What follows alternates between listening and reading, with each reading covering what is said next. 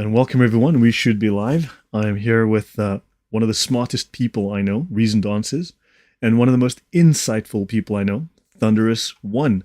And thank you guys for being here, and thank you to the audience for being here.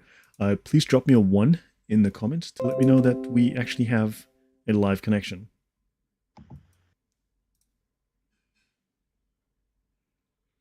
Appears to be live. I'm seeing it. Yeah, we do seem to have a live connection, and I hope the audio is functioning correctly today, so he never returns as a horse. The Duza, welcome guys, and Marion Gran Bruheim. Ah, okay, we have a yay. All right, thank you guys. Good to have you all here. Today's topic is the discussion of the meaning of the word atheism. I went through, I don't know, give or take 30 academic references. We're going to discuss that, and we're going to get input from the guys. So thank you both for being here. Any comments from you guys before we begin? Thunderous, you're very popular with the audience. So any comment from you before we begin? I think my controversies are more popular. Hi everybody, it's a pleasure to be with Mr. T and Lloyd for another show. Enjoy the show, and any questions you have, if you put them in a side chat, we'll hopefully address them. All right, and Reasoned? Hello everyone, I'm glad to be here. Always good to be with Lloyd. He has the most amazing research, does a fantastic job, so I'm honored just to be a part of it. We've seen in response to Lloyd's series on atheism, we've had a fair number of atheists come in, and they all seem to want to say the same thing. They all want to seem to say that we don't know what atheism is, we're using the wrong definition. Well, today we get to find out who's right. Have we not heard that kind of line of reasoning from another area in these kind of discussions? We have. I don't remember if it was Lloyd or I who coined it, but we're using the phrase, that's not my dictionary, just like Muslims say, that's not my scholar. Yeah. Yeah, on that point, let me just close that.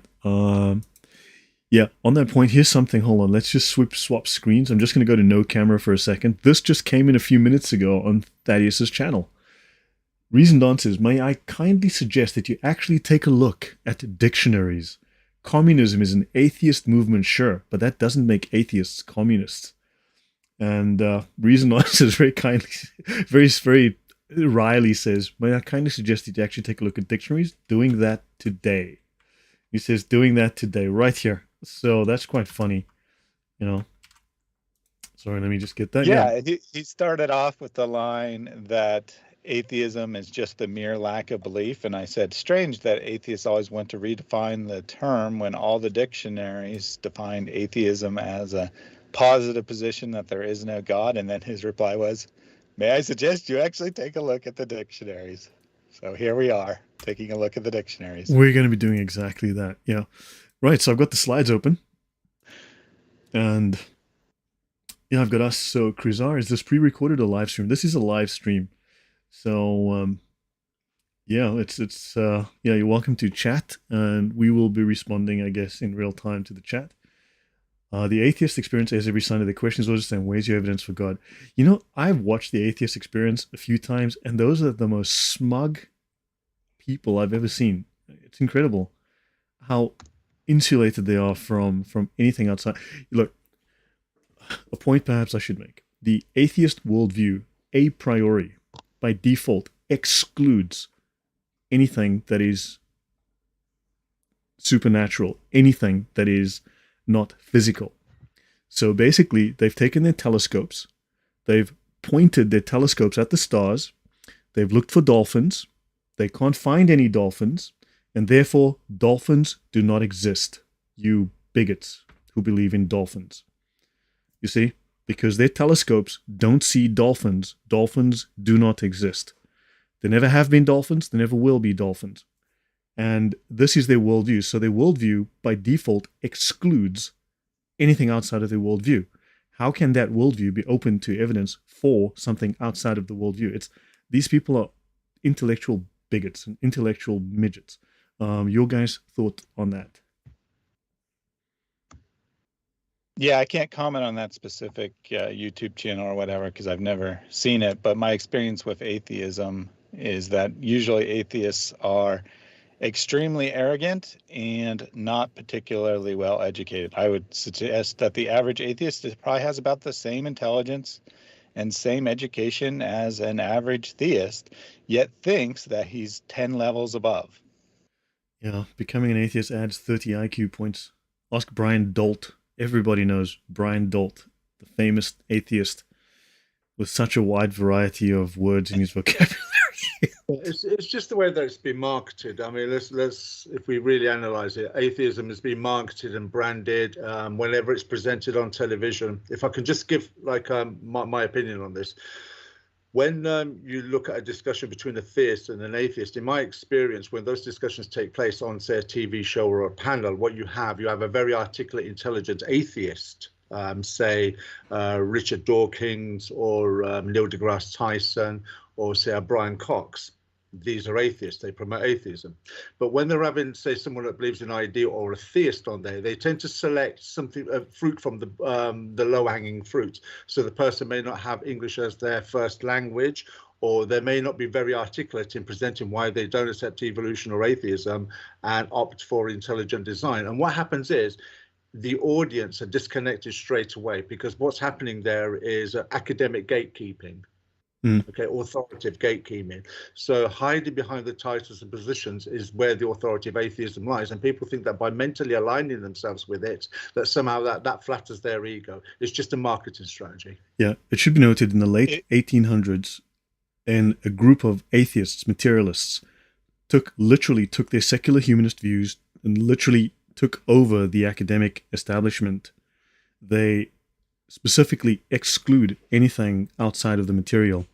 And their view specifically, and this is pushed by secular humanism, the religion of secular humanism, that to be scientific, you must be atheist. To not be atheist is to be anti-scientific. And they created the propaganda that the church is against science, that being religious means you are anti-scientific, your thinking is primitive. This was a specific propaganda strategy from the late 1890s onwards. Thaddeus, you were going to say? Yeah, if I may add something to what Thunderous said. Sean McDowell, well-known Christian apologist, who's, a normal, reasonable guy, he was told straight up by a TV program that they weren't interested in having him on. They were only interested in having on someone who would say outrageous things and be flamboyant and make Christianity look bad, because they wanted the ratings of a crazy character representing Christianity. They didn't want a boring intellectual discussion. They wanted some firebrand who would be embarrassing. Oh man, exactly that. It's the bear baiting, and what happens is it wins approval with the audience, not just do they get better ratings, but what they're listening to is you've got these academic and authoritative gatekeepers that have positions within certain scientific fields, serving as druids or high priests, and the TV audience are listening to the arguments of these heretics that you're mentioning, Mr. T, making them look stupid. And obviously nobody wants to be identified with anything that looks or sounds stupid. So the automatic default is, because it flatters their ego, they go and ally themselves with atheism. And it's very similar to what Islam does, but I'm sure Lloyd will bring that up later. No, you can simply train someone to be an atheist propagandist, trained to misrepresent Christianity, and off you go. Okay, so let's begin with this. Thanks, guys. So thank you all for being here, and let's jump into our presentation. It's called Atheos, without God. I might change the title to Against God. So, atheism defined. Now, here's my question. If atheism is merely a lack of belief, then what is the opposite of theism? You would think the opposite of theism would be atheism. But so if atheism is just a lack of belief, as opposed to an actual series of beliefs, the opposite of atheism, so what is the opposite of theism? Well, what is the contradictory of theism? Because if God exists, right, that is called theism. So God does not exist. What is that called if it's not called atheism? So this, I think, is a valid question. And atheists want to tell us it's not atheism. So, yeah, so this is something that we need to answer today. And of course, we're going to be going through a bunch of academic references. And we've already heard the excuse, that's not my dictionary. Right. Atheists invent their own definitions. This is common in Islam as well. We've seen this over and over. Now, the prefix is a negation. Right? It is, so a negation means you actively reject something, you actively negate something, you take the opposite position. Now, one could say without. This is the most simple, except viewing it as the word without, viewing the prefix as meaning without, that is actually the second definition. The initial definition of is not. So, not God. Now, theos is God and atheos without God. Now, this is what we are commonly presented. Correctly, it is not God, against God. You nodded your head, Thaddeus? Yeah, I mean, of course, it's just a negative prefix, so not is the simplest explanation. But saying that an atheist is not God doesn't exactly sound right. So we alter that a little and we say without God. Or against God is also accurate for the atheism in practice. Yeah. So the claim that atheism is the absence of belief, thus needing no evidence, is a rhetorical strategy to deceive. To deny that atheism is a doctrinal position and argument is a sophism, to remove the burden of coherent proof. Now, how is this lack or absence a knowledge claim scientific? Because atheists claim that their views are based on science. Right? How is a lack of something, how is an absence a void? How is this a knowledge claim or scientific?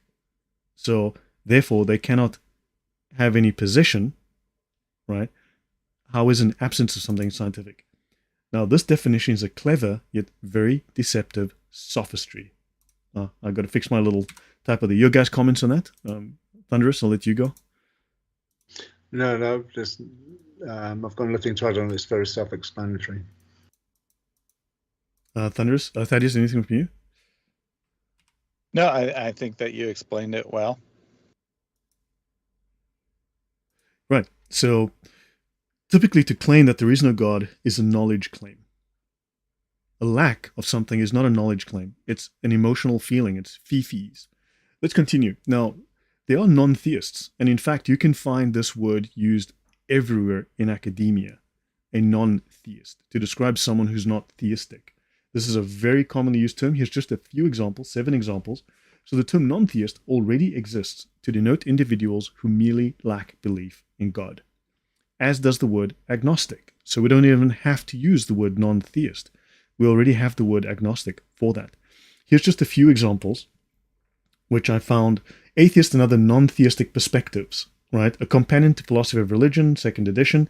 Graham Oppy, currently the world's most famous academic atheist and defender of atheism, by theist and non-theist alike. This is as I said, Arguing About Gods, Cambridge 2009. Nicholas Everett, the challenge is anyway not one which the non-theist needs to meet, right? William Rowe, atheist.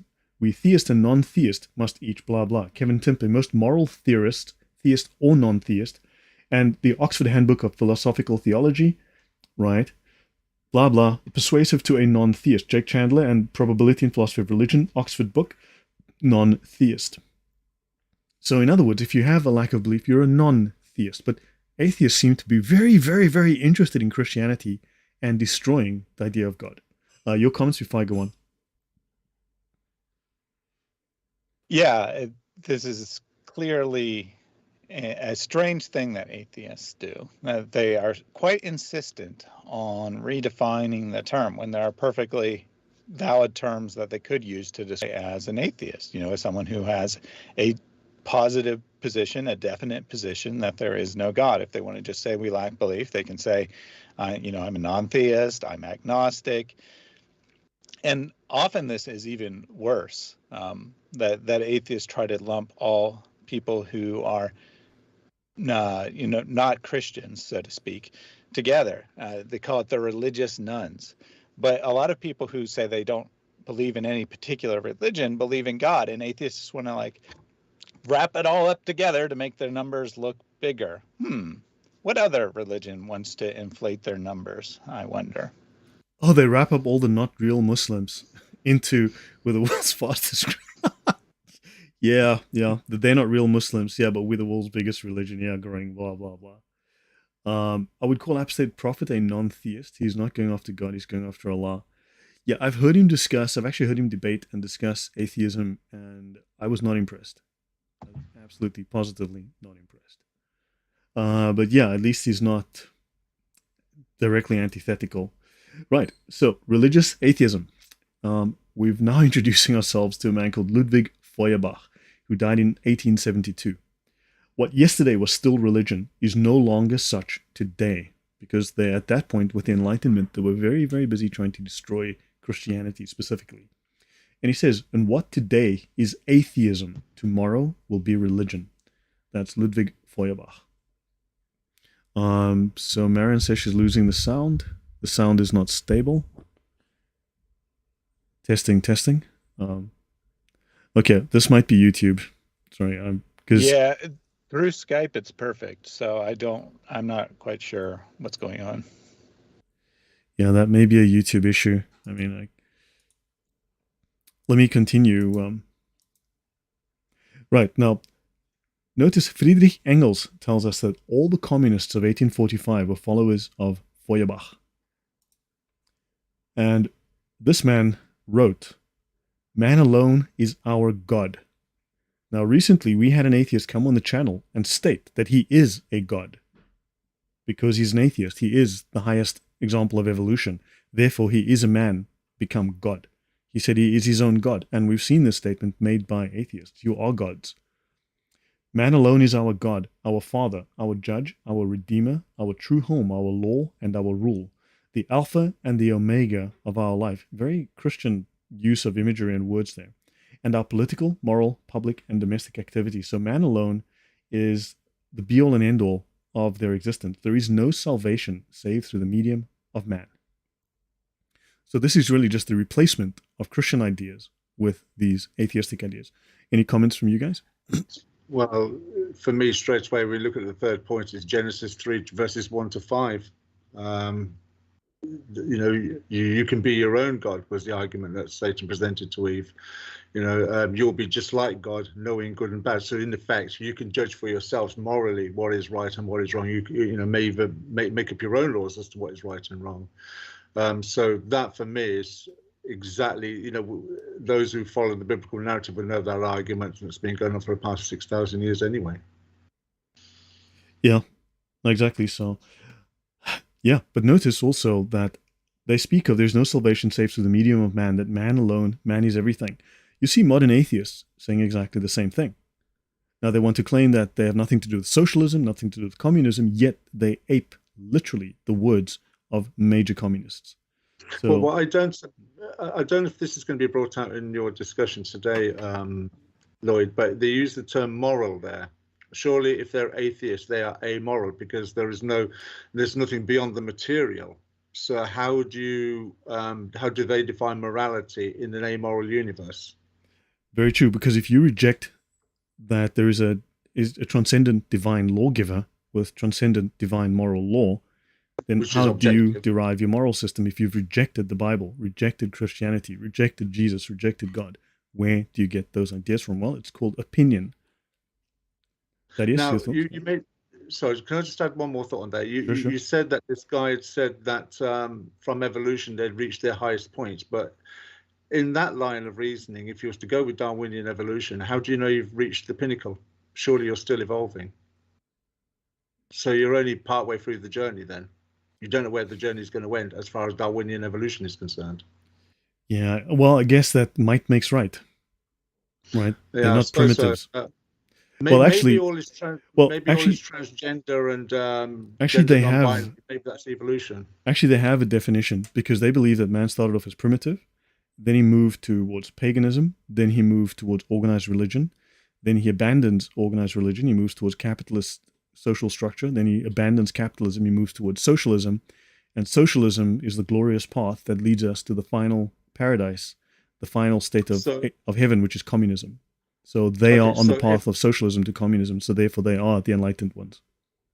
So if a person is a theist, they're not stupid, they're not naive. They're not gullible. They're just following a pattern of thinking that they've evolved to think in the first place. So it was evolution that did this, that allowed theism to exist. So theism, from their point of view, would be a product of evolution then. Correct. And this is part of the dialectic that Marx mentioned. In fact, they say that, Marx called us primitive, Lenin said we were primitive, Stalin said so, and atheists say exactly the same thing, primitive, superstitious thinking. They're literally verbatim repeating Marx, Lenin, Stalin, Engels, Hitler, yeah, and yet they are not communists. And he said that ideas rested ultimately upon matter, and the driving force of history was mankind's material conditions, not his spiritual or philosophical ideas. Now, he influenced Karl Marx, and we can also state that he influenced guys like Richard Dawkins. He influenced guys like Daniel Dennett, Sham Harris, because they also believe that ideas rest ultimately upon matter, materialists. B.F. Skinner and other major atheists of the 20th century. So these atheists are very much acting like and verbatim repeating communists. Thaddeus, your thoughts?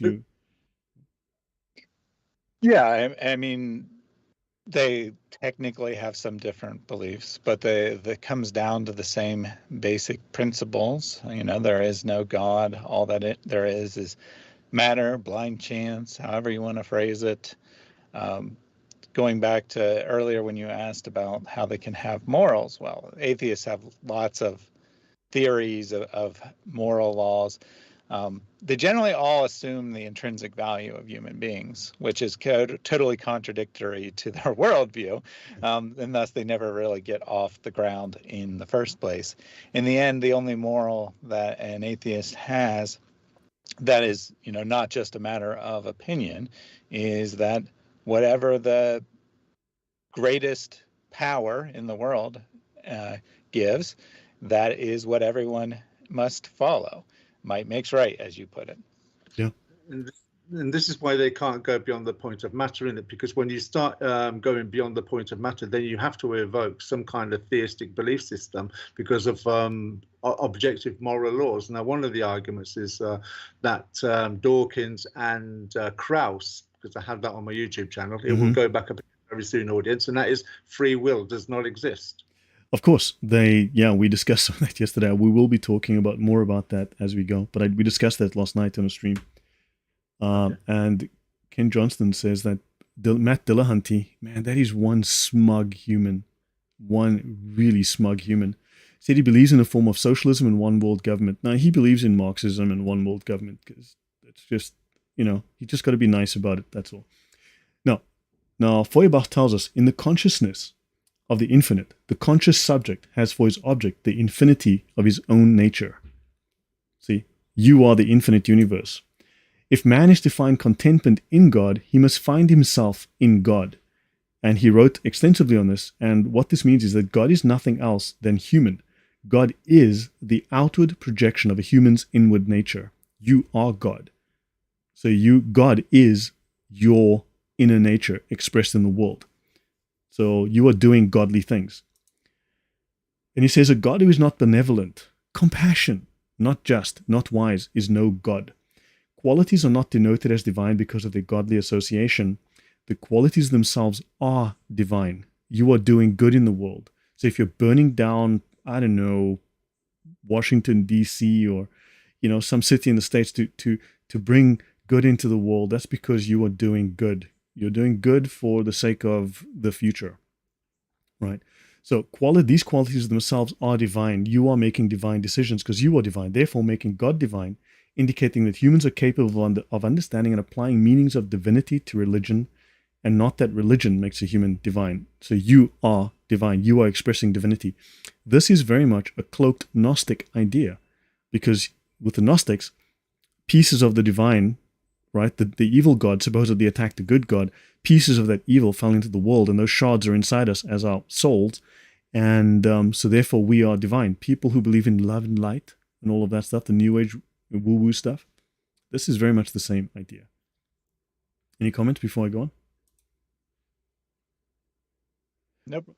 So he says, God is the principle of man's salvation, of man's good dispositions and actions. Consequently, man's own good principle and nature.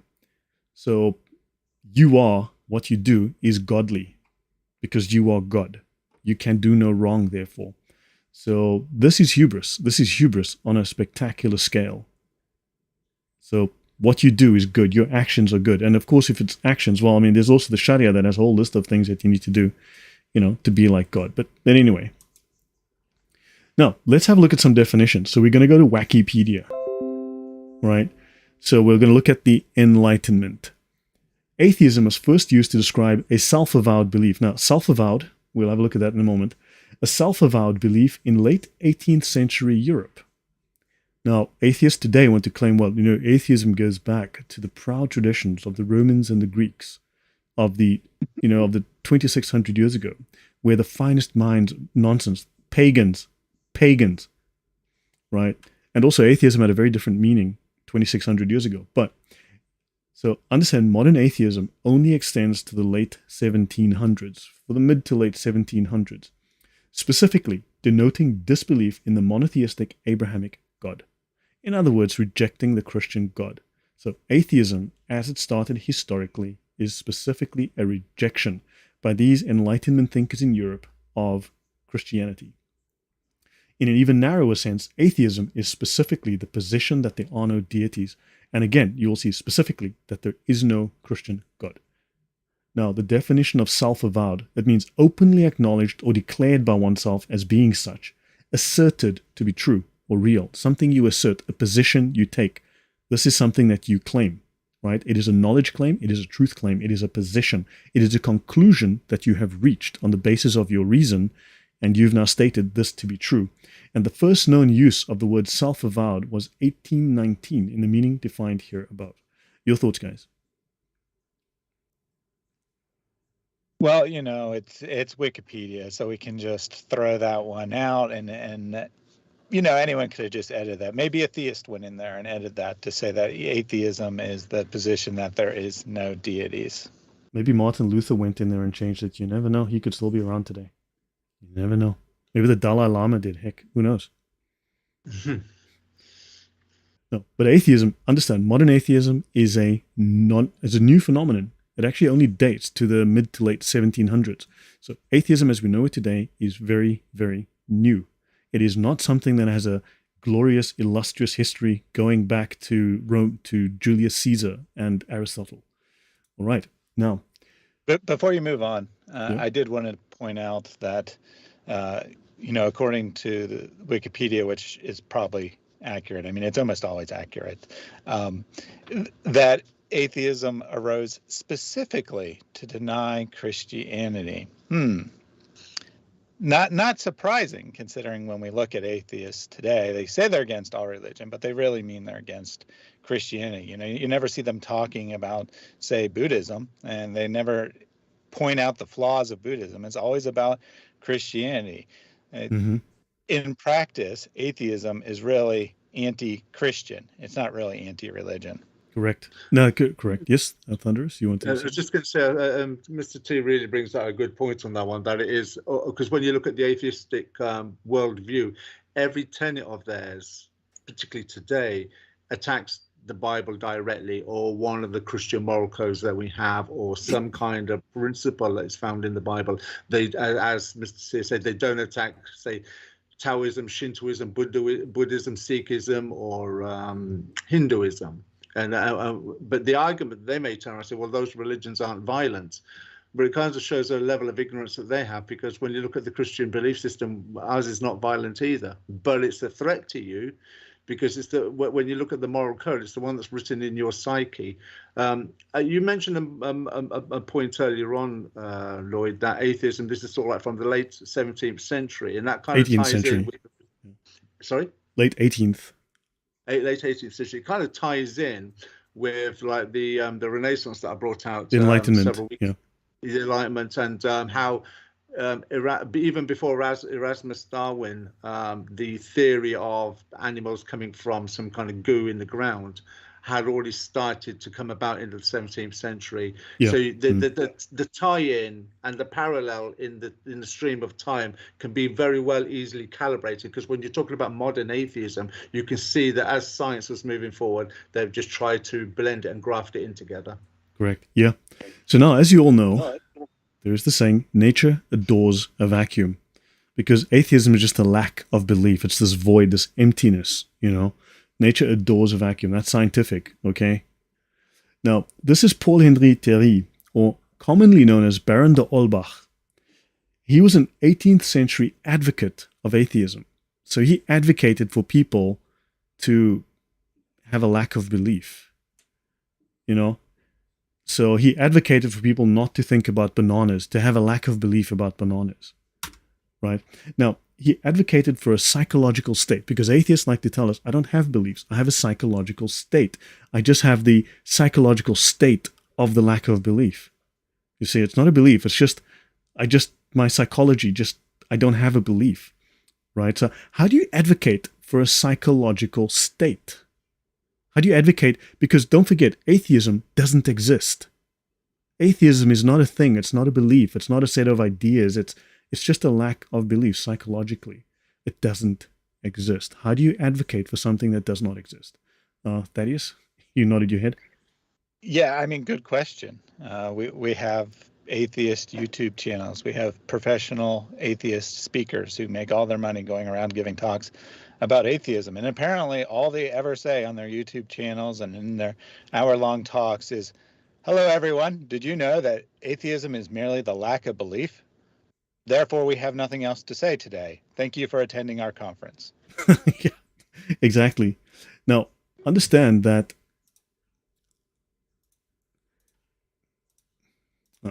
you can only advocate. There, Lloyd. Sorry? Lost your sound there for a couple seconds. Oh, sorry. Okay. Just go ahead and repeat it. You can only advocate for a position. You cannot advocate for something that doesn't exist. You cannot advocate for a psychological state.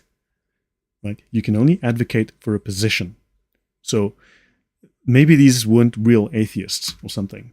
Now, he's told us here in one of his most famous sayings, the source of man's unhappiness is his ignorance of nature, the pertinacity with which he clings to blind opinions imbibed in his infancy, which interweave themselves with his existence, the consequent prejudice that warps his mind, that prevents its expansion, that renders him the slave of fiction, appears to doom him to continual error. He's talking about your Christianity, by the way.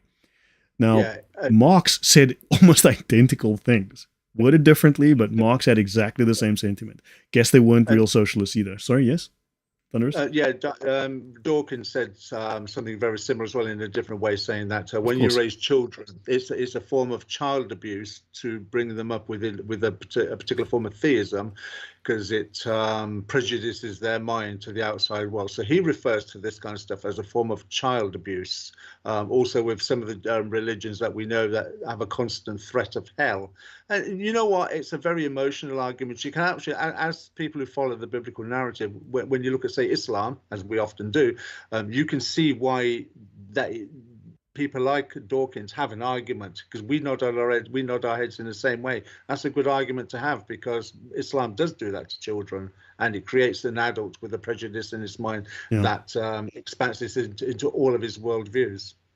Yeah, but atheism is just a lack of belief. But this looks like he has taken a very jaundiced eye at Christianity, at the church, at Christian society, and he's going like, we don't like this. We want to replace it with the lack of belief. Well, you can't just replace something and leave a gaping hole.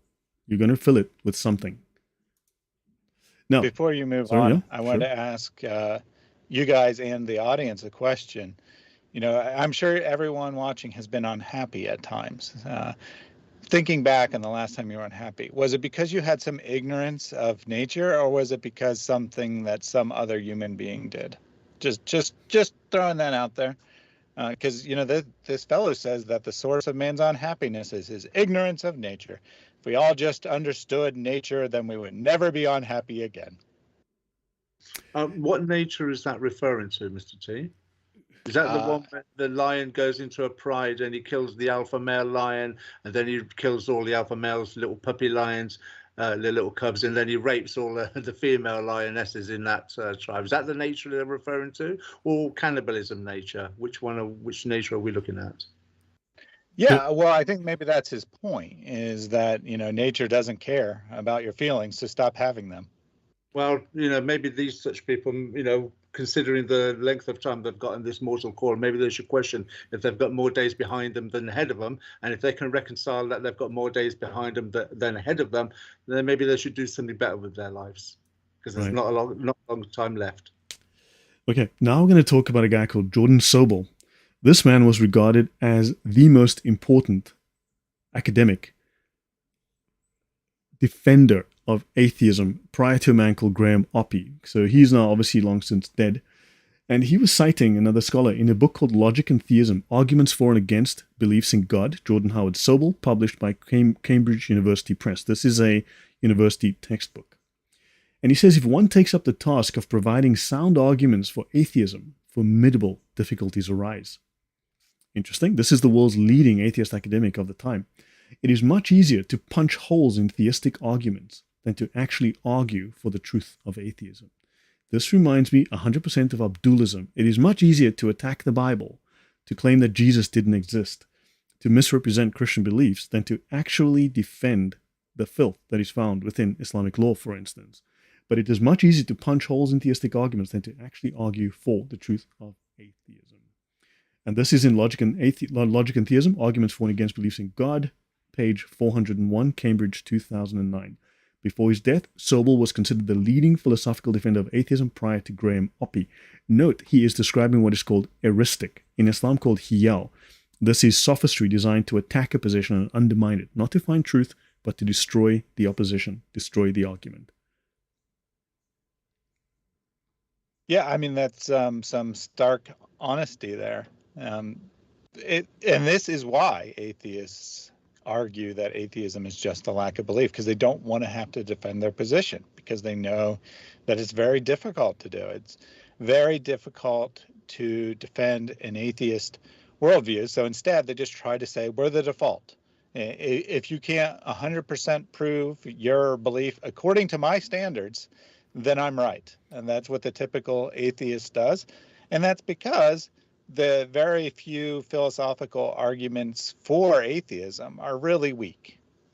Well, don't forget, their argument, their worldview, by default excludes any concept of God, any concept of the supernatural, any concept of the divine. It has already, in advance, rejected that.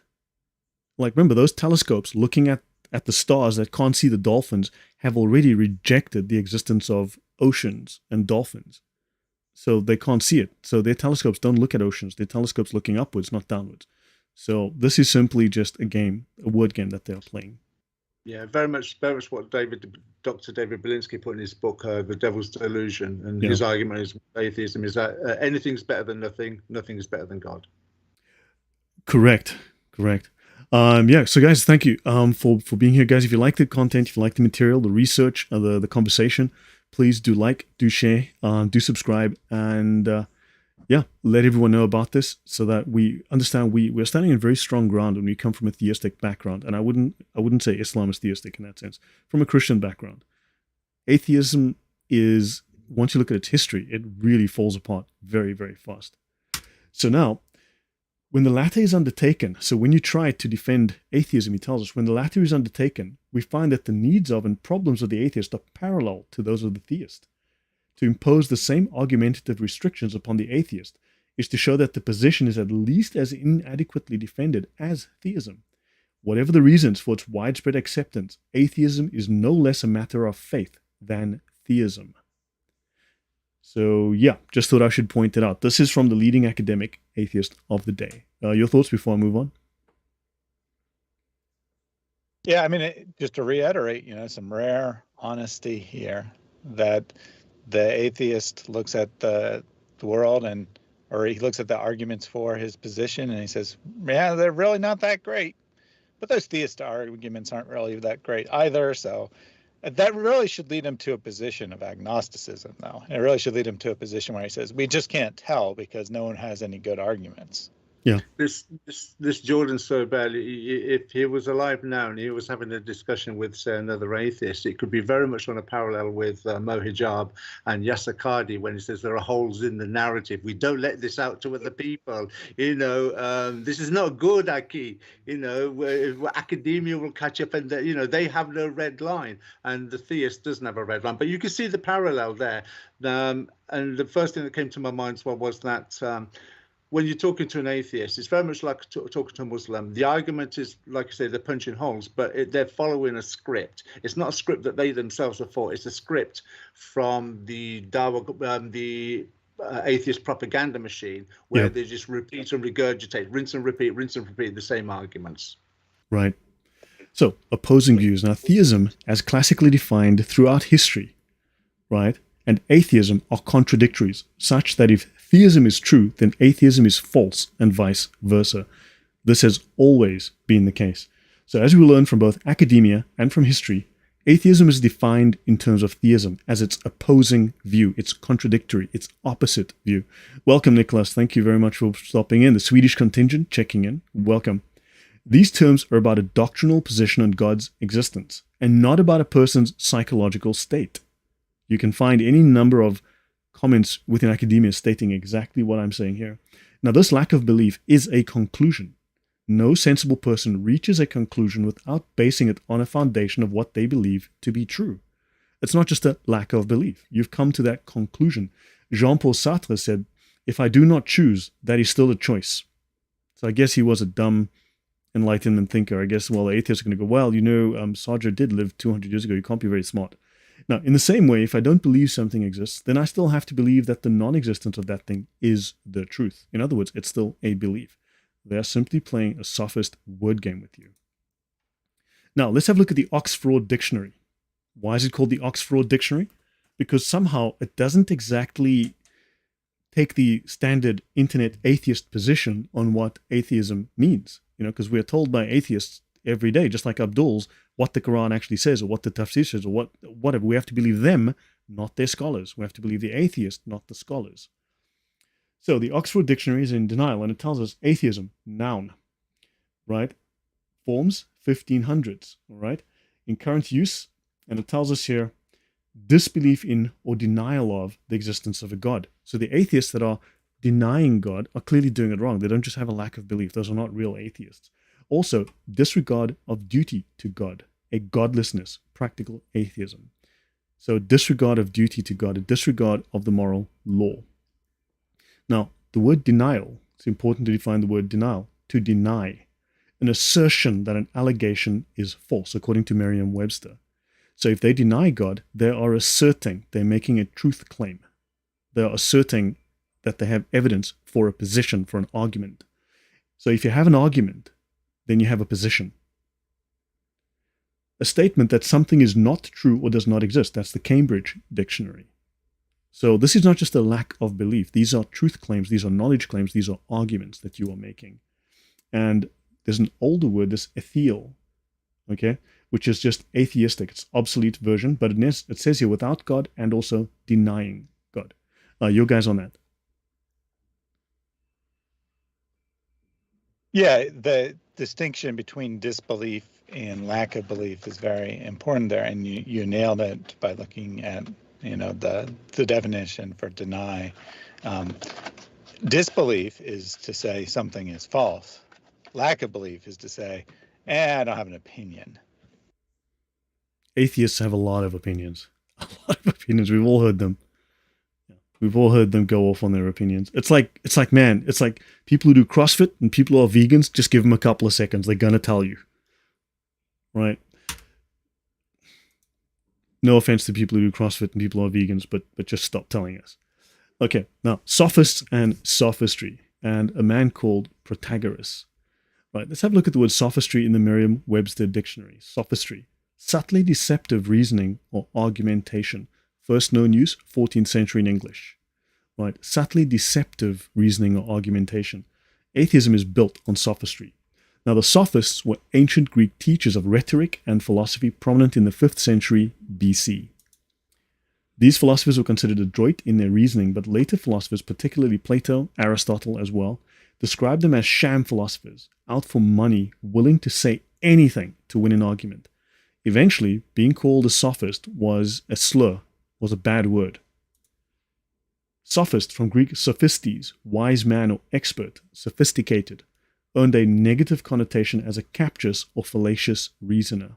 People who were very skilled at lying.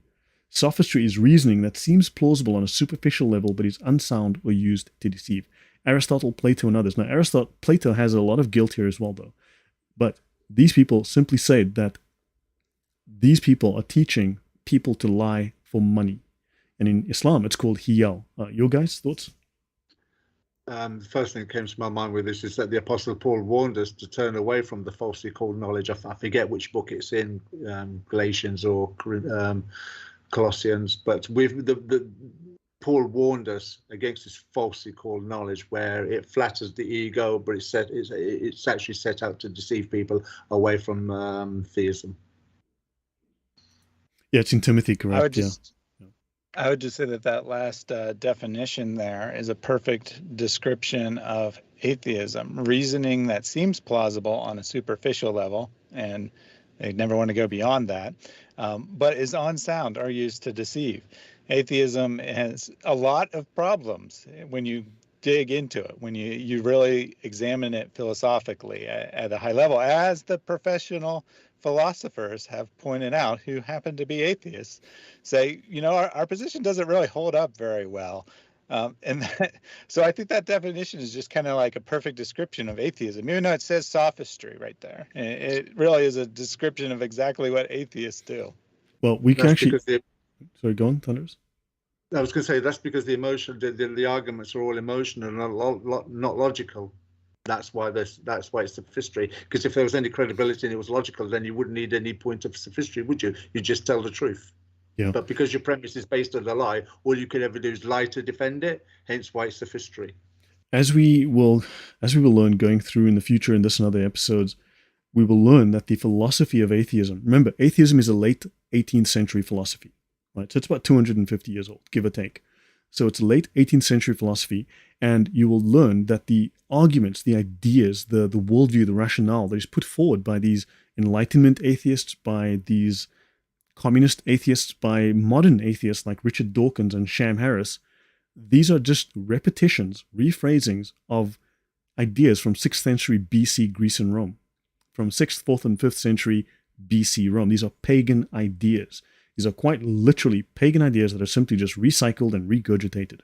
As we will learn in Protagoras, this is actually relevant. In fact, the basis of these atheist ideas, historically and philosophically, is on the basis of these sophists, and Protagoras being one of the chief ones. So a lot of these ideas are just recycled 6th century BC pagan ideas. They've slapped the word science on it and sent it out the door with no clothes on as the emperor. That's all that's happened. But we'll get into that as we go. So, etymology. So we'll come to etymology a few times as we go through this. From ancient Greek, atheos, godless, without a god. An atheist, one who rejected the gods worshipped by the wider society. This was an active rejection. To reject is a verb. It is something you do. References atheos, okay, in various, from 1879, a Latin dictionary, Oxford. Never heard of those guys, Oxford. Atheists in 1934, this French Latin dictionary, and atheos, blah, blah, blah. So this is from Wiktionary, but utilizing multiple different things. Atheists are people who rejected the gods. Right. Now, we're going to the most famous of the philosophical encyclopedias in the world today, regarded as the most famous. This is the Stanford Encyclopedia of Philosophy. And it's all in my head, they say. The sophist redefinition of atheism as a lack of belief attempts to define this proposition as a description of a psychological state. Notice, just like Abdul's redefine words, just like the woke redefine words, the atheists have redefined the lack of belief as a description of a psychological state. A psychological state, however, is not a truth claim. It merely is. Right? A psychological state, a feeling, is not a truth claim on anything. It is just something that is. Now, psychological states cannot be true and they cannot be false, nor can they be conclusions of arguments. Yet, we know that atheists have decided what is true and what is false. They have concluded based on whatever reasons they have, that God does not exist, Christianity is false, atheism is true. So either you just have a psychological state, which will be a temporary position, by the way. Psychological states are temporary. You don't have these permanent sort of like, or they have a position. They need to come clean. Now, a psychological state is not a claim which is positive or negative of anything. Thus, notice, my pet rock is an atheist. The cat next door is an atheist. My toaster is an atheist. Oh boy. Hey, I've found another atheist here that has a lack of belief. Here it is, hanging from this string. Atheist. Found one in my teacup. Believe it or not. Thaddeus, your thoughts? Well, I think you just proved that atheism is the fastest growing religion, because you've gone from, 100,000 atheists in the world. I should have said 100 million, to being like literally billions and billions and billions, because every grain of sand is an atheist. So clearly there are far more atheists in the world than any other belief system now. Oh man, that's terrifying. Yes, I'm using an atheist microphone, by the way. Yes, Thunderous? And they're all subjective. They're not objective values. They're subjective. So it's how you interpret the world outside the material world as to how you draw your arguments. Yeah. So it's a bit subjective argument at best. Yeah. Actually, I want to mention something Villainous very correctly said. I was thinking of it and I didn't say it, but Villainous says this is why Christians were first considered atheists by ancient Rome. So what's important here is this, that don't forget the emperor was a god, right? And if you didn't believe in the emperor as a god, you were considered an atheist. Christians were considered atheists. Many different times you'll find references to Christians being termed atheists because they rejected the emperor as a god. They wouldn't worship him, a human, the creation, as God. So one who rejected God's worship of the wider society. So the emperor was considered God, and atheists, Christians, were considered such because they would not worship the emperor. They regarded him as human, the ruler, fine and well. But yeah, so atheism had a very different set of connotations way back in the day. Now notice, a proposition is not a psychological state. An argument, a position, a proposition is not a psychological state. However, if someone has an argument to present, if they make a claim, then they have a position. This is not a psychological state. Psychological states are not truth claims. They are not knowledge claims. They do not represent true or false. They just are.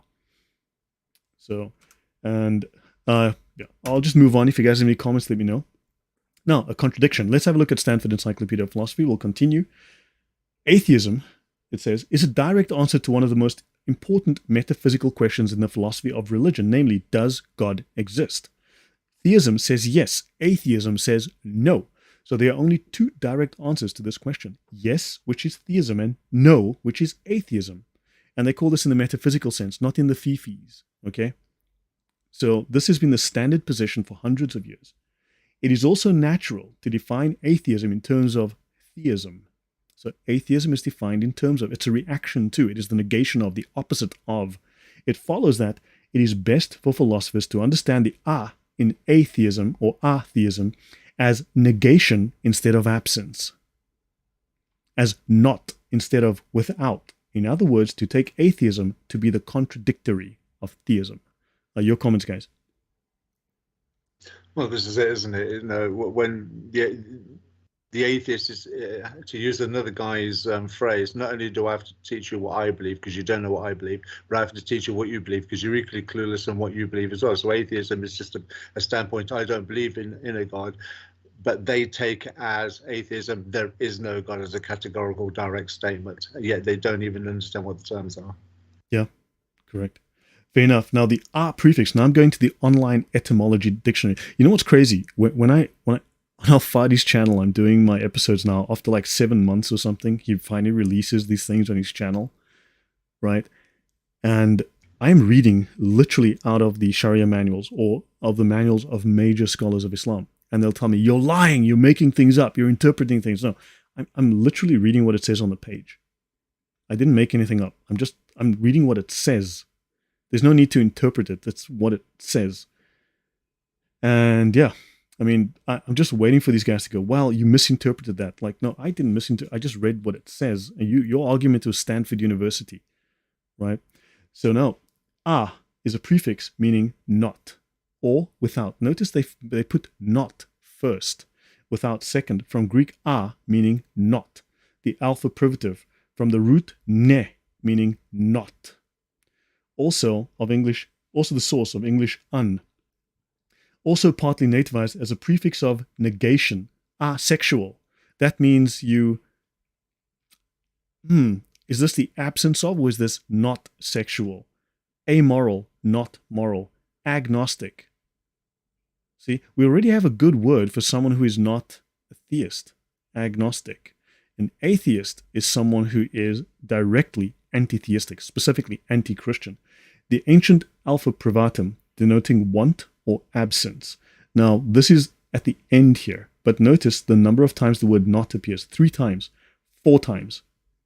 This is considered a rejection, an active rejection, a not, a negation, the opposite position of theism. Your thoughts, guys? Yeah, I mean, it's pretty clear that we have a term for someone who rejects the proposition that God exists, and that's atheist. And we also have a term for someone who answers it a different way, says, I don't know, or says it's impossible to know. That person is an agnostic. There is no need to redefine atheism. If the atheist doesn't want to defend the positive proposition that there is no God, then they can just call themselves a different term. They don't have to redefine what atheism is. Yet they do this because they actually do want to defend that position, or they do want to adhere to that position anyway. They just don't want to have to actually defend it against you. You know, when you want to argue, they want to say only argue against your position. They don't want to support their own position, just like the Muslims who come to our channels. And we ask them why they believe in Islam, and they say, your Bible is corrupt, which is not a reason to believe in Islam. Or they say, you have immoral prophets, which is not a reason to believe in Islam. Or they're the same prophets as those of Islam. It's like, hello. Yahweh is evil. I mean, we worship the same God. Are you calling your God evil? There's additional problems, like, i.e., the things they're saying are false. But that's not the point I was making. My point was that they want to say something against Christianity. They want to say the Trinity doesn't make sense, or they want to say that Christian priests have molested little boys, or whatever they want to argue, right? It's always something about Christianity. It's never anything about Islam. It's very rare to find a Muslim who comes in and says, I believe in Islam because X, Y, and Z. Instead, they say, you say, why do you believe in Islam? And they don't even mention the word Islam. All they do is give some attacks against Christianity, almost like their position can't be defended. And then atheists do the exact same thing. But they understand, don't want to defend their position. This is Aristic. This is Aristic in practice. This is 6th century, 5th century, 4th century BC sophistry in action. You are literally seeing the outcome of the thinking of Protagoras and his crew. This is quite literally Aristic, which is argumentation, which is disputation for the sake of disputation, argumentativeness for the sake of argumentativeness, not to solve a problem, but to simply try to destroy an opposite position. So it is not to find truth. So, yeah. So a negation of theism, again, sticking with the Stanford Encyclopedia of Philosophy, atheism, they say, is typically defined in terms of theism. Theism is, in turn, is best understood as a proposition, something that is either true or false. It is often defined as the belief that God exists, but here belief means something believed. Okay. And it refers to the propositional content of belief, not to the attitude or psychological state of believing. This is why it makes sense to say that theism is true or false, and to argue for or against theism. They argue against theism, so they are atheists. If, however, atheism is defined in terms of theism, and theism is the proposition that God exists, and not the psychological condition of believing that there is a God, then it follows that atheism is not the absence of the psychological condition of believing that God exists. I'll repeat that. Atheism is not the absence of the psychological condition of believing that God exists. And don't forget, most of these articles that are here are written by atheists. Right? If you go look up the scholars who wrote this, you'll find they are like atheists. The "are" in atheism must be understood as negation instead of absence, as not instead of without, Therefore, in philosophy at least, atheism should be construed as the proposition that God does not exist. Or you could say more broadly, the proposition that there are no gods. But in philosophy, it is the proposition, it's the argument. You're putting forward the truth claim, the knowledge claim that God does not exist, which therefore needs reasons, is a conclusion that must be defended. Thunderous, anything from you before we continue? Well, I was just going to say Romans 1:20 comes to mind when reading that, because the person who is a theist has taken in the information, processed the external world through their own mental processes, and come to the conclusion that there is a deity or an intelligent designer. So therefore, that's their point of their theism. They've gone through a mental process based on the evidence, whereas an atheist is just a state of mind without any mental processing taking place at all. Yeah, then this is someone who's actually done no cogitation. He's done no thinking. He's made no effort. This is a lazy thinker. This is someone who refuses to look at the evidence. I mean, how can they claim, how is that scientific? Because they do claim to be scientific. How is a lack of investigation scientific? Well, that's an interesting point, but I don't know if you're going to go into it this evening or maybe another time. But that's where the default state of that scientific argument is Darwinian evolution. So yeah. when you have to use the word science, that's where it goes. Yeah. Now, I would strongly recommend you guys have a look at this book called The Irrational Atheist by Vox Day. Now, Vox Day talks a lot of poop. Excuse my French. I've listened to him for a long time. He talks a bunch of nonsense about a lot of things, but this book is actually very good. I've listened to it 3 times. I bought the audio with the book. I've read the book like once, but I've listened to it like 3 times on Audible. So, dissecting the unholy trinity of Dawkins, Harris, and Hitchens. He really dislikes Sam Harris. Okay? He thinks Hitchens is an idiot, but man, but seriously, all 3 of them come out looking very bad. I'll briefly read you the blurb and some information from it. The Irrational Atheist. On one side of the argument is a collection of godless academics with doctorates from the finest universities in England, France, and the United States. On the other is irrational atheist author Vox Day, armed with nothing more than historical and statistical facts. Very powerful historical and statistical facts, by the way. Presenting a compelling argument, but not for the side one might expect, Day strips away the pseudo-scientific pretensions of new atheism with his intelligent application of logic, history, military science, political economy, and well-documented research, as well as some hysterical jokes and some great sarcasm. I appreciated the sarcasm. The arguments of Dawkins, Harris, and Hitchens, Dennett, and Michael Onfray are methodically exposed and discredited as he provides extensive evidence proving, among other things, that more than 93% of all wars in human history had no relation to religion. Now, we have seen Harris, Dawkins, Christianity cause all wars. Christianity is violence and it's responsible for all violence. This is an absolutely false statement. There are so many different papers disproving this. The Spanish Inquisition had no jurisdiction over professing Jews, Muslims, or atheists, and executed fewer people on an annual basis than the state of Texas. So the Spanish Inquisition lasted, 350 to 400 years? Let's say 350, keep it small. They executed between 3 and 5 people a year.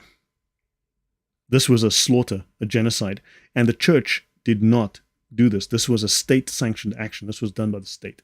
Atheists are 3.84 times more likely to be imprisoned than Christians. Red state crime, so crimes in red states, right, Republican states, is primarily in the blue counties. Looks like the atheists are committing more crimes. Sexually abused girls are 55 times more likely to commit suicide than girls raised Catholic. I guess having some sort of psychological comfort is important. In the 20th century, atheistic regimes killed 3 times more people in peacetime than those killed in all the wars and individual crimes in the last 1900 years combined. Okay? Atheists in the 20th century killed more people than the last 1,900 years combined. The irrational atheist provides the rational thinker with empirical proof that atheism's claims against religion are unfounded in logic, fact, history, and science. Your thoughts on that, guys, before I go on? And they claim to have the moral high ground. Yeah. Ken Johnson said The Irrational Atheist is not on Audible. I definitely have it on Audible. I bought it. I can show you my phone. I bought them together. I got a discount on the Audible when I got it when I bought the book. I'm pretty sure I have it. I've listened to it 3 times. It's like 7 hours of audio. Either I was deluded or I actually bought it. It could be not available in his area. Yeah, maybe it's not available. Not necessarily available in every area. So he might have just looked right now and didn't see it, and it's not available in his area. That's highly possible. Yeah, I mean, look, there's some ebooks I can't buy. That's why you bought that book for me last time, because for some reason I just couldn't buy it. It just refused to sell it to me. I mean, so yeah. Yeah, publishers' rights are weird like that. That sometimes a book will only be available in certain countries. So that could be why. So weird. But back to the slide here. I recently had a Muslim come in and tell me that Christianity is false because of, among other things, there are Christians in jail. And I pointed out to him that Muslims are extremely overrepresented in prison, that they are 10, 50, maybe 100 times more likely to be in jail than a Christian. Well, apparently it's true of atheists as well, that they're overrepresented in prison. Now, I would not actually suggest the same thing as that Muslim suggested, that somehow proves Islam false or somehow proves atheism false. But it is very interesting that we're told that it's Christians committing the crimes, and the statistics do not back that up. Yeah, no, I think you're a fact bigot, Thaddeus, for saying that. Yeah, that's true. Malvin H. We should never go with the facts. We should only go with what the atheist wants us to believe. I wonder, do different religions in the non-Anglosphere European world have historic atheist movements attacking their religions? If not, suggest that atheism is specifically designed to target Christianity. In fact, historically, Melvin, it is specifically designed to target Christianity. Yes, it's specifically. You'll find it in the references as we go. Nicholas Paulson says, well, these days, most rational people should have distanced themselves from Sam, dead children in the basement, Harris. Yes. He ruined his career with the statements he made on that podcast. Yeah. Now, let's have a look at this. This is America's New Fundamentalists When Atheism Becomes Religion by Chris Hedges. And of course, this was previously published as I Don't Believe in Atheists. Right? So the New Atheists, led by Richard Dawkins, Christopher Hitchens, and Sam Harris, that is not a typo, do not make moral arguments about religion, he says. He accuses the New Atheists, Dawkins, Hitchens, of promoting a belief system that is not, as they claim, based on reason and science, but on a simplified worldview of us versus them, of intolerance, and the false myths of human progress. Don't forget, this is Marxist dialectical progress and moral superiority. Remember historical materialism, the progress, that's what they call progressives, it's Marxist. They have created a new form of secular fundamentalism that attempts to permeate society with ideas about our own moral superiority and the omnipotence of human reason. Thunderous, do you want to add anything? No, I think self-explanatory there. Okay. Yeah, so this has been noticed. So guys, we've spoken about this. Ideas have consequences. Atheism, as an idea, kills. Right? This is from the Encyclopedia of Wars. It's written by some of the best experts on military history. This is the wars that have happened over the last 10,000 years. And these are secular wars, government wars, atheist wars, right? 93% of all warfare and of all killing in the last 10,000 years. Islam versus all other religions. So all religions on earth except Islam are responsible, potentially one could claim. These are wars where there is a religious component. This is not to state that the religion was the reason for the war. There's a religious component can be attached to this. 3.8% of all wars in history, in recorded history, have a religious component. This is all wars, right? 3.8% of this total. Islam is responsible for 3.2% of all wars. So in other words, Islam by itself is massively violent, right? So be aware of that. Reason and science do not automatically result in an atheist utopia. The 20th century was the most violent century in history, and it was these atheist countries formed, and they were incredibly violent, right? So notice, Nazism, Marxism, fascism, all secular ideologies. They're all versions of socialism, and they're all atheist. And yeah, I'll just leave that. I'll leave it at that. This is the 100 worst atrocities in reason. Now, Sam Harris loves to say the most prolific source of violence in our history is religious faith, specifically Christianity. Well, when you look at the 100 worst atrocities in history, right? You guys have all seen this joke before, I guess, right? I'll give you a moment to read this. Right. So it says, "Sir, the Spanish are coming and they bring a new religion." These are the Aztecs. "How bad is that religion?" the high priest asks. And he says, "It forbids sacrificing children and eating human flesh." Right? So, yeah, apparently we had to stick with that because that pagan stuff was good. And of course, there's the next one where you have these Christian soldiers coming on to the Aztecs. And of course, they are forbidding the mass slaughter they used to do. Oh, look, here comes the far right. So that's just my... Right? And moving on, notice that what you have is, within this 100... This is a study of 100 worst atrocities in history, and it contradicts the claims by Harris and others. Of the 100 events in the detailed study, only 11% are in the category of religious conflict. So only 11 of the world's 100 worst atrocities in history can be said to have a religious component. So again, this is simply not the case, as they claim. And again, if you look at World War I, 35 million dead in just 4 years. But now if you look at, compared to that, the Inquisition, which happened over 350 years, and the Crusades, which happened over 200 years, I'd say we're looking at a problem of scale here that just doesn't match. Your thoughts before we go on? Yeah, I mean, we're told that religion causes war. The facts don't seem to back that up, but who cares about facts, right? It's all about creating a narrative. And atheists didn't used to argue this way, and they used to, argue in different ways. They would focus on why they don't believe in the Bible, or they would focus on how religion is no longer necessary, a anti-God of the gaps type argument.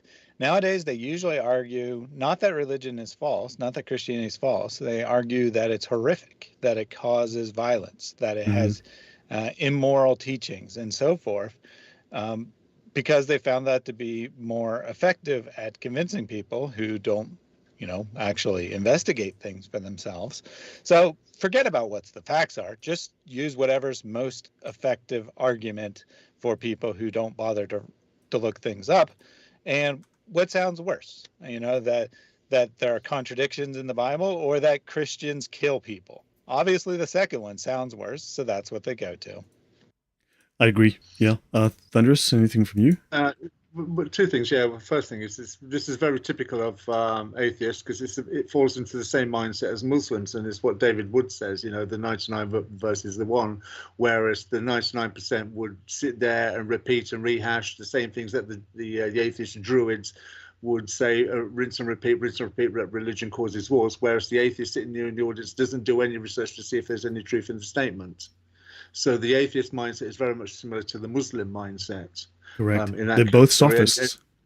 Exactly that. And, one of the arguments I use with atheists when they say, well, using this one, I'll say, well, if I take my shoe off and I whack you over the head with my shoe, will you be calling the police to have me arrested or my shoe arrested?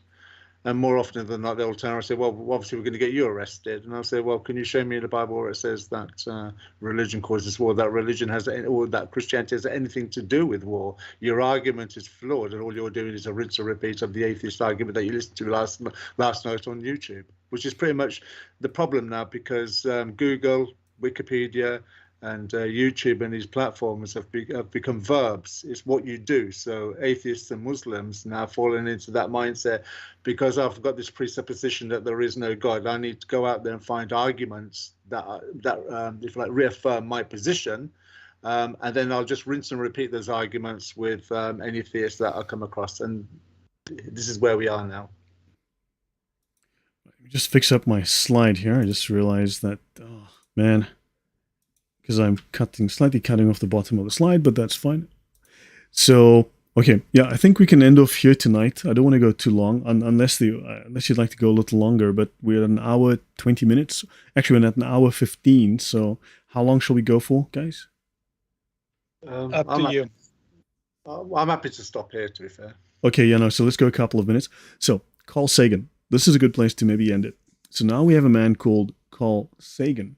Now, let's have a look at let's have a listen to the very famous quote that Carl Sagan always makes, and that atheists quote us as evidence of his atheism and as of what we should believe is the correct worldview. The cosmos is all that is, or ever was, or ever will be. All that is, or ever was, No sound. or ever will be. No sound? Should be coming.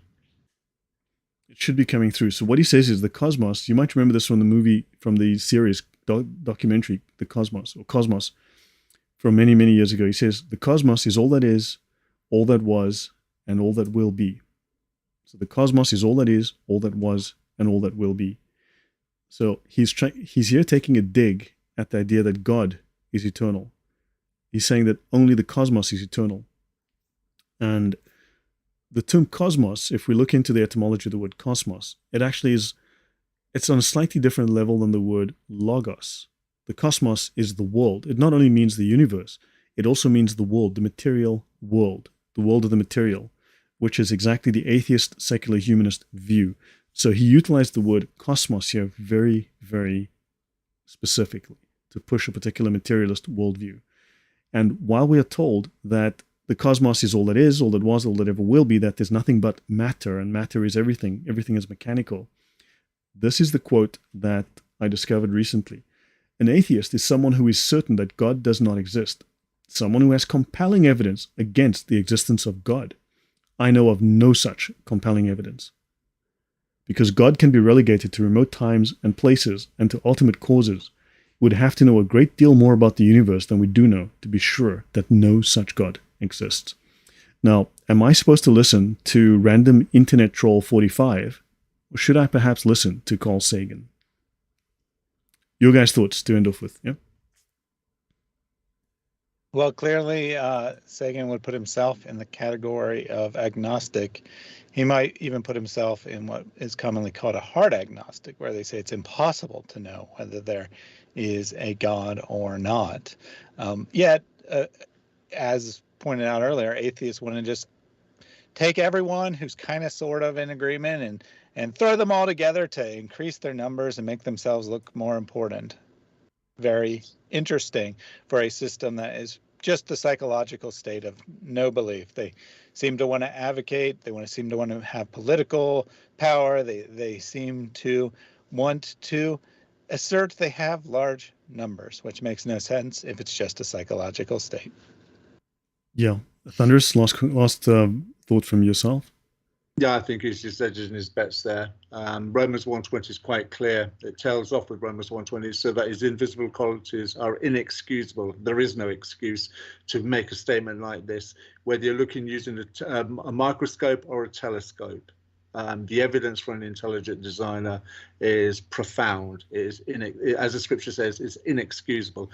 So there's more sometimes, you're probably aware of this, Lloyd. I know I've spoken to you a couple of times on this, that in the scientific world at the moment, there is a lot of propaganda and money invested to have a certain mindset or a certain narrative you have to adhere to. Perhaps that'll be something we'll be knocking on at a later point in another show. But I think Carl Sagan has just been very smart here in just sitting on the agnostic fence. Yeah, I will say in practice, he acted like an atheist, a hard atheist. Whereas he would always state he was an agnostic. In practice, he spoke like and acted like a proper atheist. And Melvin says, I suppose an atheist might argue that war death numbers might be overweighted against the 20th. You know, they all say that. They all say that. I ask them, okay, fine, bring me some hard numbers. And they're like, oh, I'm a little busy right now. Unless looked at as a percentage of population at different times. Look, those are hard numbers. Those are the numbers. Right. So, yeah. Okay, so he never returned his horse. Says, I don't mind their beliefs, but just like another religion, they demand to force their beliefs on everyone. Well, they believe they're on a mission, they're on a cause. Thaddeus, last question. This question by Malvin H2L. What is your response to that? Well, the one slide was number of deaths. And you know, you could make an argument that since there's many more people living now, that naturally deaths would be higher. The other, however, was a number of wars or number of atrocities, which has nothing to do with the number killed in those atrocities. So that excuse doesn't work. And indeed, it would be more heavily weighted towards the past when conflict was more common. The reason that so many people die in World War I is because conflict is relatively uncommon. So when one does happen, it kills a much larger number of people. So if we're looking at something that's potentially overweighted towards the past when atheism wasn't prevalent, and it still shows that it's all caused by secular governments and has nothing to do with religion, really undermines that argument completely. And then also atheists make the claim, and socialists also made the claim, but atheists have constantly made the claim, we are here to abolish wars. We've been told this by atheists. It's written in their documentation that atheism is going to bring peace because religion causes wars. Atheism will bring peace. Well, secular beliefs brought more slaughter and destruction than history has ever known. They amplified the destruction by unimaginable amounts. So imagine. So that one stat that you had was that more people were killed under atheist regimes during peace times than in war and of the past. So this peace that they're bringing doesn't seem to be all that great to me. Yeah. And the interesting thing is when you look at, say, the arguments that the atheists have, they'll always refer back to something like World War II and say the Holocaust of the Jews because there's a religious connotation to it. Yet they don't mention anything about, say, the deaths caused by Stalin post-World War II, the deaths caused by Mao post-World War II, and they don't mention much about the deaths caused by Pol Pot post-World War II. That number is into the hundreds of millions. So, you know, you can see the emotive argument where they're lending the argument towards more religion than they are to the atheistic practices. Yeah, and also we can trace those exact behaviors where the government murdered people who didn't follow their theology, their ideology, to the French Revolution, which was the world's first atheistic state. They murdered everyone who would not convert away from Christianity to their godlessness. So they demanded it. Yeah, that's an interesting point because I think the word democide, where the state murders its own people, just a simple cursory investigation into democide in the past 100 years should yield enough arguments against atheists. I've covered that before, and I used Rummel's death by government. So yeah, guys, we should end here. I think we've gone for 1 hour 22 minutes. I think it's sort of a good time to wrap up here with Carl Lewis here, great sprinter and famous astronomer. So guys, I'll end off here, and thank you very much for your likes, shares, and subscribes. Thank you to my two guests. I do appreciate it. Reason Dances has let's just say he's been very free to critique what I say in the past, and he's forced me to go back to the drawing board more than once. So my work has to meet his very critical eye and his high standards. Or he gives me the hairy eyeball, and it's a very unpleasant hairy eyeball, let me tell you. You know, he gives you this, he just kind of says, he doesn't actually say anything, but you just feel really bad. You just feel really bad, and you just sort of slink back to you in shame to the drawing board. So I've been there a few times. So, well, there's no intention to shame you. I just ask questions to make sure that what you're saying is correct, and then you're like, maybe I need to make sure that it's correct. So that's all. So no shaming. So guys, thank you, and for those who support the channel, who are members of the channel, thank you very much, and I do appreciate everyone who has been supportive. And guys, please look up Thunderous's channel, look up Reason Dances channel. They're both in the name of the presentation, Reason Dances and Thunderous, and please do give them support. And guys, we'll continue this perhaps next week. We'll continue. We're I think with 21 slides of 57. So thank you all. I hope this has been enlightening, been interesting and educational. Please use this information. I hope you can use it in your discussions with atheists. So more to come on this topic in the near future. Thank you, guys. Bye-bye, everyone. God bless. Good night. God bless.